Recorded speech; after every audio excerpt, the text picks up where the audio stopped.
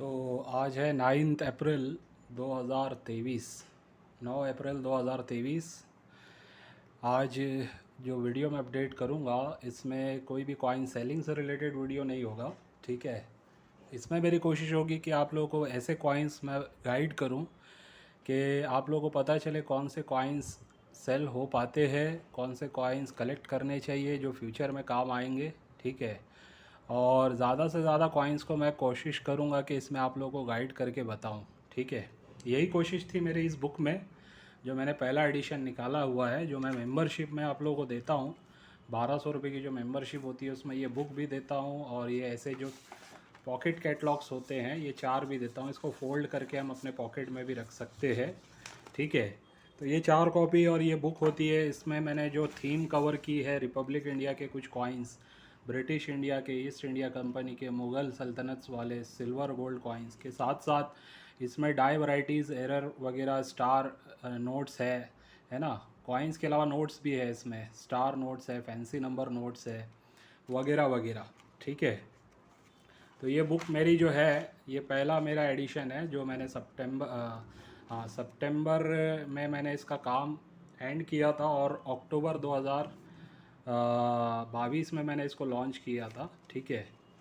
जब से लेके अभी तक काफ़ी लोगों ने इसको बाय किया है, और इसके अलावा लोग मेंबरशिप में तो इसको फ्री लेते ही हैं।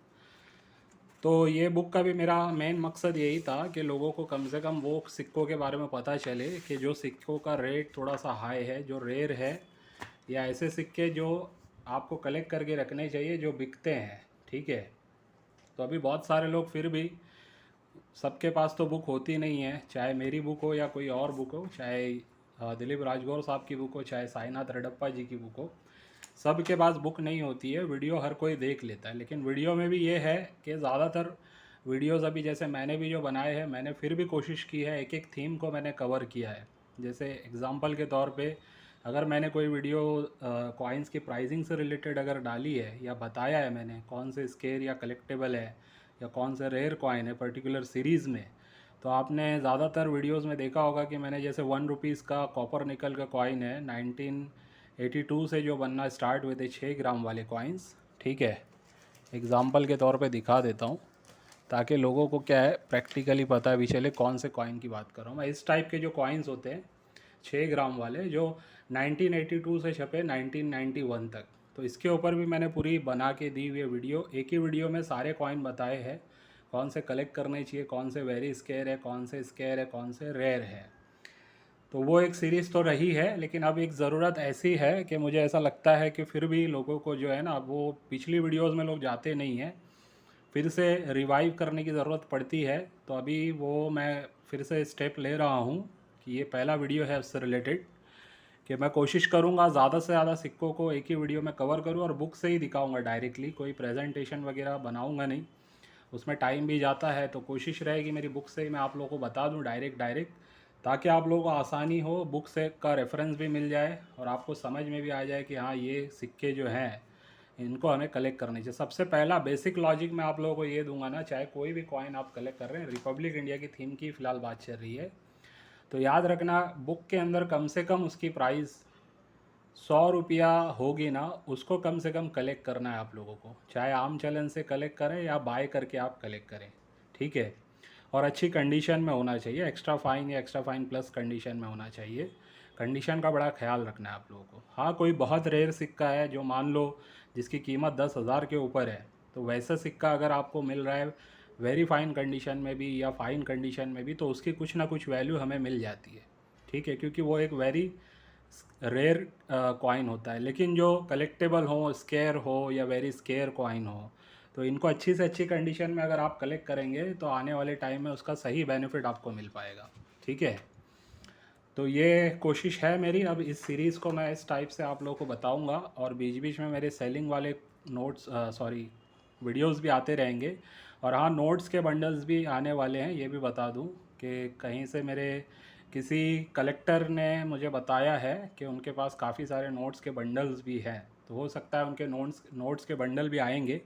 और साथ साथ ये भी बताते चलूँ कि हमारे पास सिक्कों का पूरा पूरा लॉट भी है लोगों के पास, तो वो लोग अपना लॉट भी सेल करना चाहते हैं। तो जो लोग लॉट बाय करते हैं, किलो वाले पे बात नहीं कर रहा हूँ मैं, वज़न पे भी बिकता है वो एक अलग चीज़ है, लेकिन पर पीस जैसे कॉमरमेटिव स्मारक सिक्के हैं, मिक्स मिंट के हैं, अभी 2 रुपीज़ के, 1 रुपीज़ के, ऐसे बहुत सारे सिक्के, किसी के पास 500 500 हज़ार हज़ार सिक्के रखे हुए अच्छी कंडीशन के, एक्स्ट्रा फाइन कंडीशन के, वो सेल करना चाहते हैं एक साथ पूरा पूरा लॉट।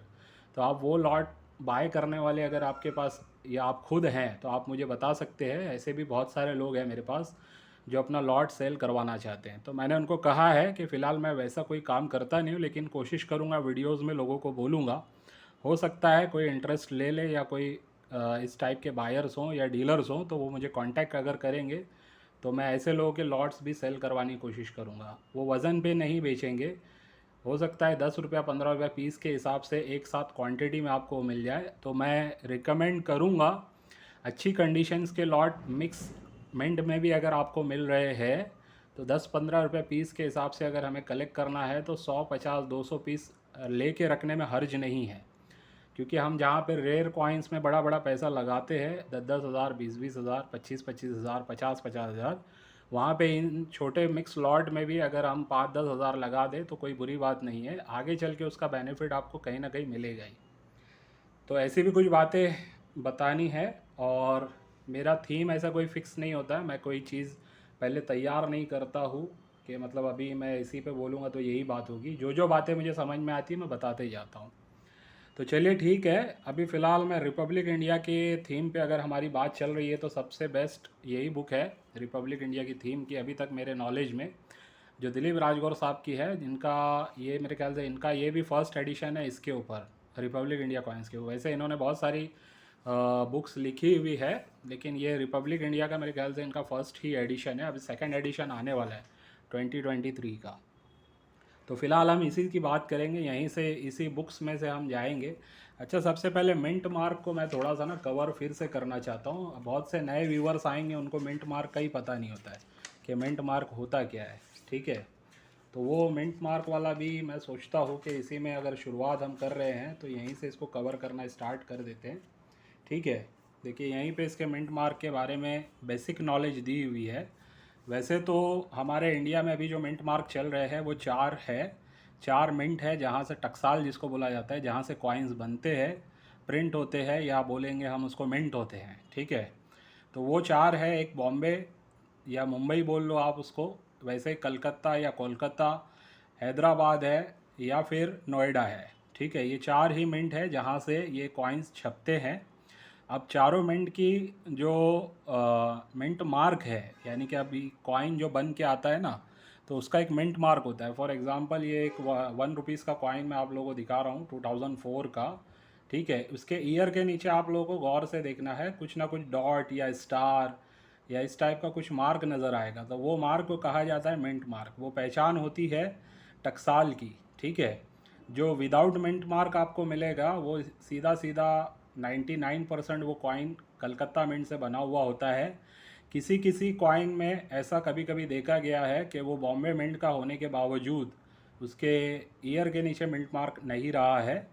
वो कोई कॉइन हैदराबाद हैदराबाद मिंट का होने के बावजूद उसके ईयर के नीचे कोई मिंट मार्क नहीं रहा है। ऐसे बहुत कम केसेस हैं, लेकिन ऐसा भी हुआ है।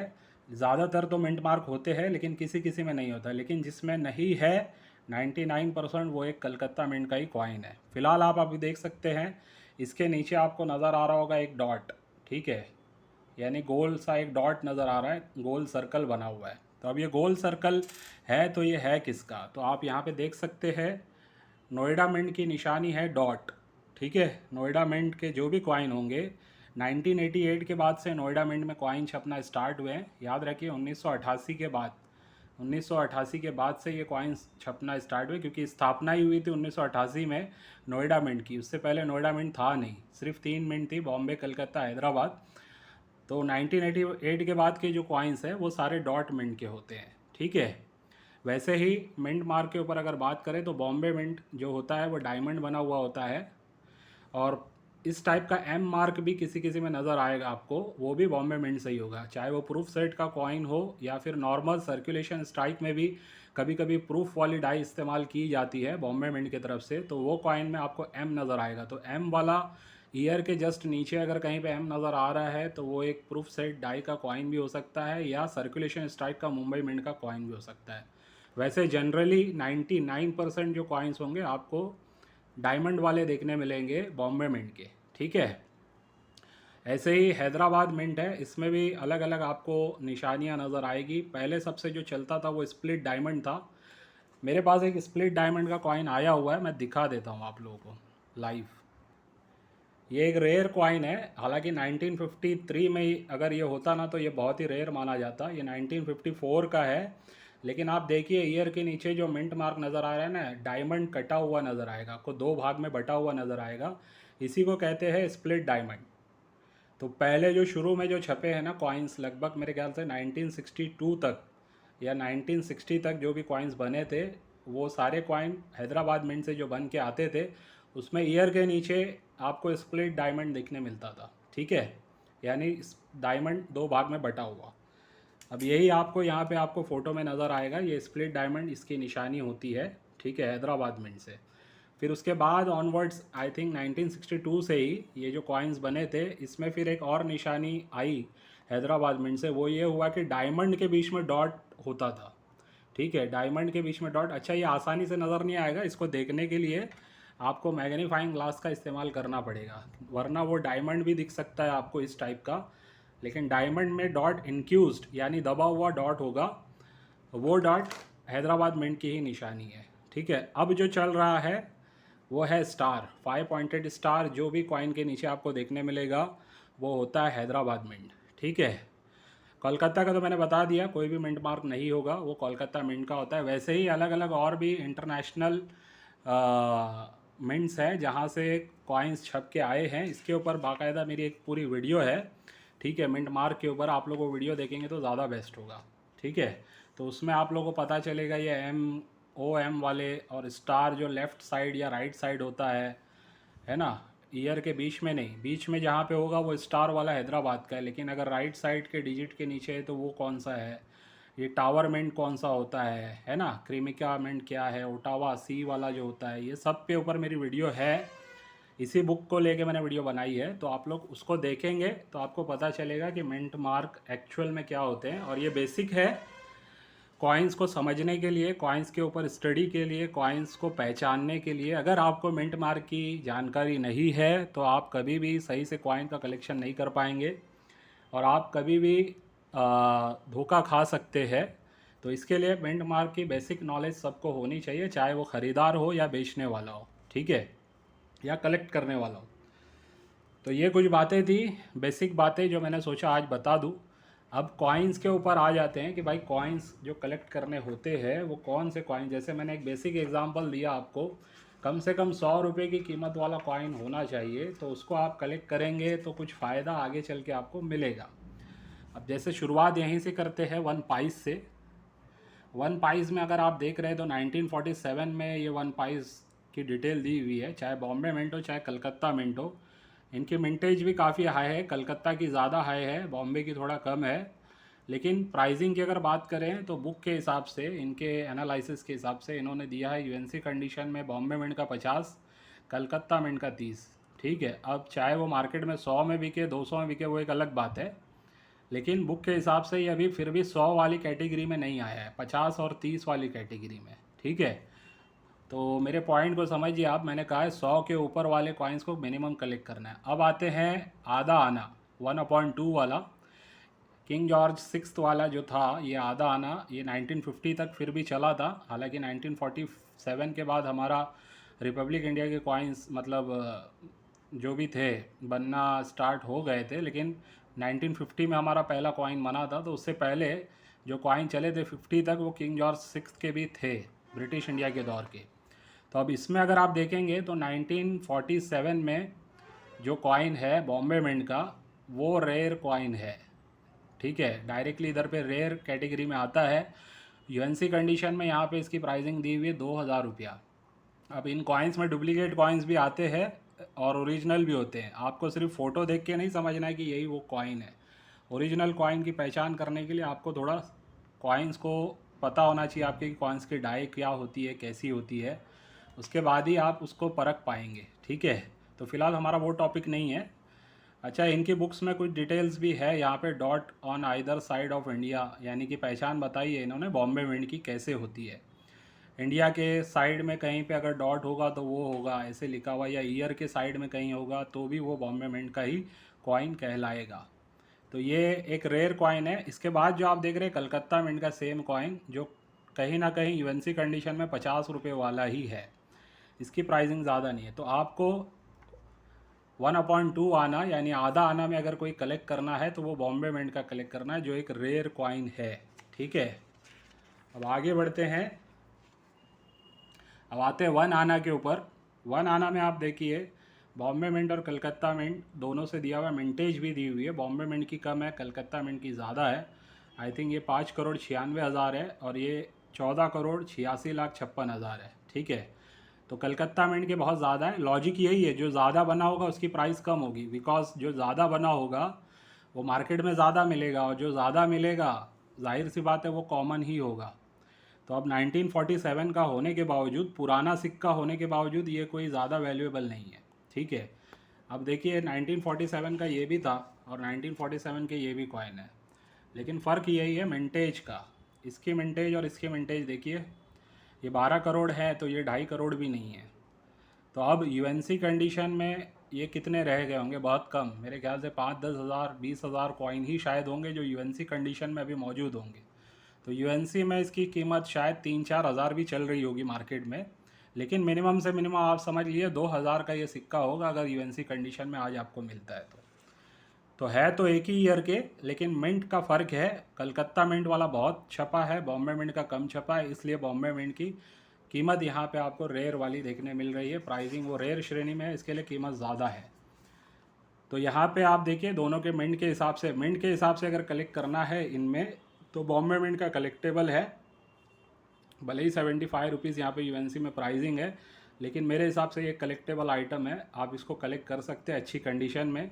एक्स्ट्रा फाइन से लेके यूएनसी कंडीशन के बीच में आपको अगर मिले तो इस कॉइन को हमें 1 आना के बॉम्बे मिंट के ज़रूर कलेक्ट करना है।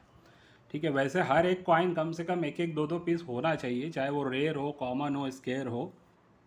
अच्छी कंडीशन में अगर आप उसको कलेक्ट करके रखते हैं तो उसका कोई बुराई नहीं है, चाहे वो 10 रुपये वाला कॉइन क्यों ना हो। ठीक है, तो कलेक्शन तो ऐसे ही बनेगा। सारे कॉइन्स अगर हम कलेक्ट करके रखेंगे तो हो सकता है एक एल्बम आपकी तैयार हो जाएगी पूरे कॉइन्स के ऊपर, और जब वो ऐसी एल्बम अगर आपकी तैयार हो गई तो वो लाखों रुपए में बिकती है। ठीक है, तो इसका भी ख्याल रखना है। अब आते हैं 2 आना के ऊपर। 2 आना में देखिए बॉम्बे और कलकत्ता दोनों मिंट से ये बने हैं। ठीक है, इस टाइप के आपको ये 2 आना दिखेंगे, फ़ोटो भी देख लीजिए आप। इसमें भी आप देखेंगे मिंटेज का फ़र्क है, कलकत्ता वाले की मिंट कम है, ज़्यादा है, बॉम्बे वाले की मिंट थोड़ी सी कम है, लेकिन ज़्यादा वैल्यूएबल मेरे हिसाब से यही है बॉम्बे मिंट का। फिर से अगर आपको कलेक्ट करना है 2 आना में तो बॉम्बे मिंट का ज़रूर कलेक्ट करें।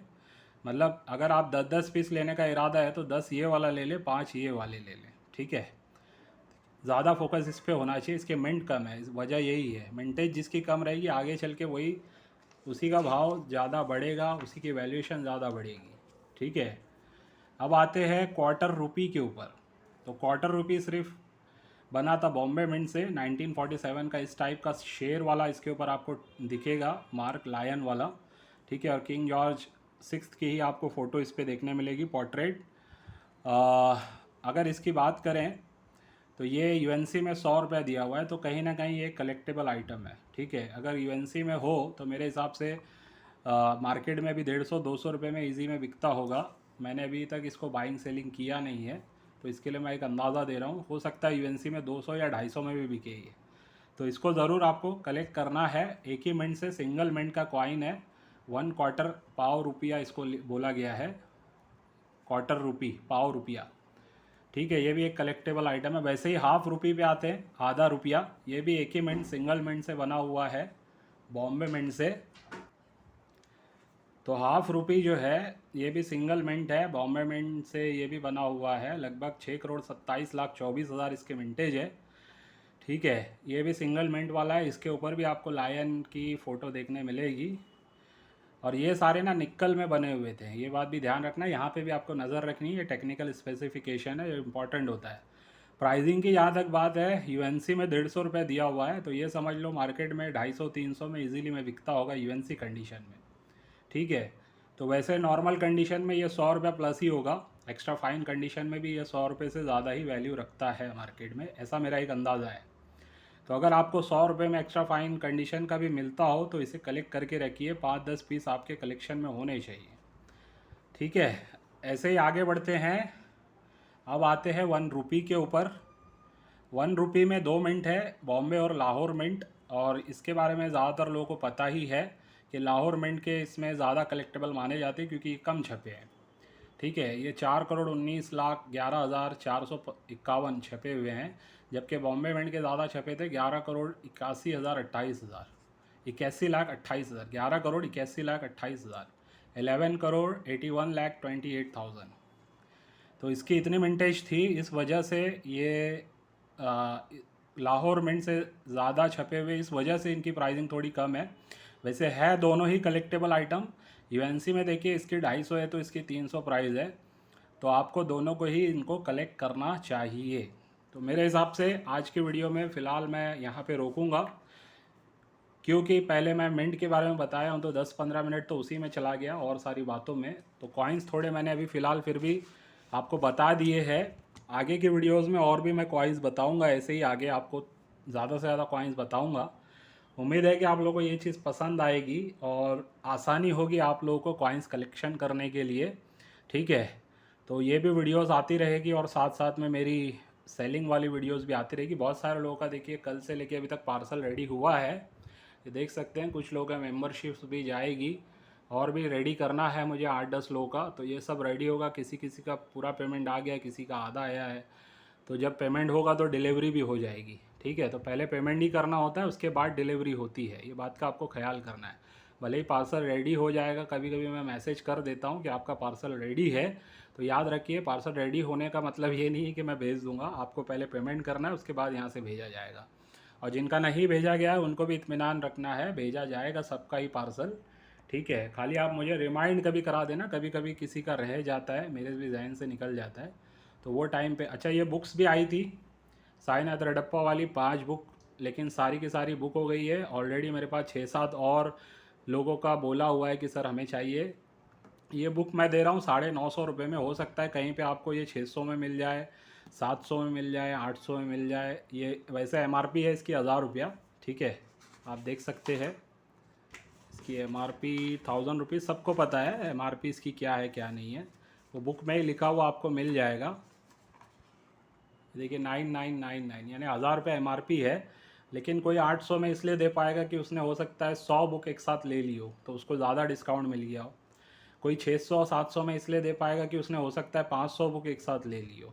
ठीक है, तो ऐसा फ़र्क होता है। या हो सकता है ऑनलाइन किसी ऐप पे आपको और सस्ते मिल जाए, तो वो वजह ये होगी कि वो डायरेक्ट जो जिनकी बुक है उन्होंने ही उसके ऊपर सेल करने के लिए डाला होगा, तो अब वो तो 500 में भी दे सकते हैं अपनी बुक। ठीक है, तो वो उनकी मर्ज़ी है। कभी कंपैरिजन प्राइसिंग में ये मत करना। हाँ, अगर मैं 1000 से ज़्यादा में सेल करूँ तो आप बोल सकते हैं यार एमआरपी 1000 है, आप इससे ज़्यादा क्यों ले रहे हैं। तो 950 रुपीज़ में मैंने फ़िलहाल ये दिया है शिपिंग के साथ। अभी मेरे पास और मैंने 10 बुक का किसी को बोला हुआ है, 10-15 बुक शायद मैं मंगवा लूँगा। ये बुक बेस्ट होती है आप लोगों को सीखने समझने के लिए।